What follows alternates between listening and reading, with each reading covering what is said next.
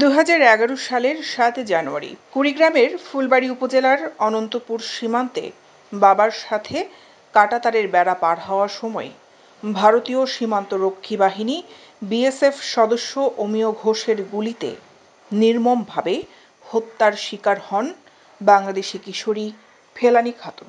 ফেলানীর মরদেহ কয়েক ঘণ্টা কাঁটাতারে ঝুলে থাকার দৃশ্য দেশে বিদেশের গণমাধ্যম সহ মানবাধিকার কর্মীদের মাঝে সমালোচনার ঝড় তোলে।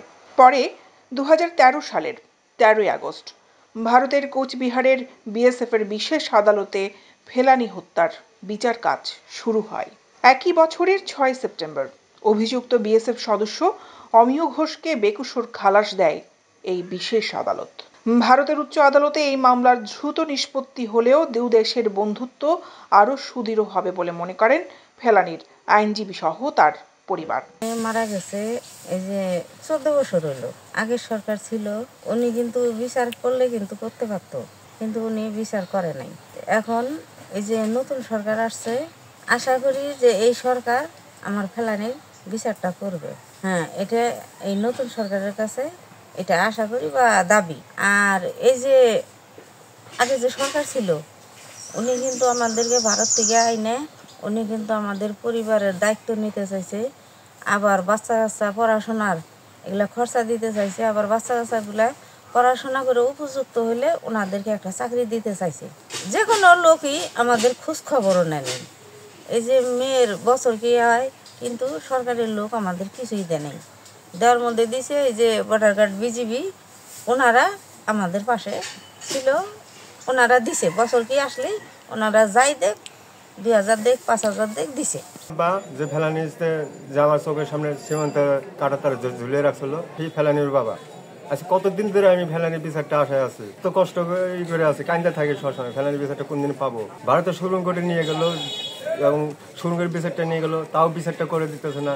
এখন নতুন সরকার আছে, নতুন সরকার যে এটি অনুরোধ করে বলতেছি যে সুপ্রিম কোর্টের বিচারটা না ঝুলে থাকে, ভারত সরকার বাংলাদেশ সরকার এটা সবাই মিলে জানি ফেলানির বিচারটা উনি এটা কইরা দেয়।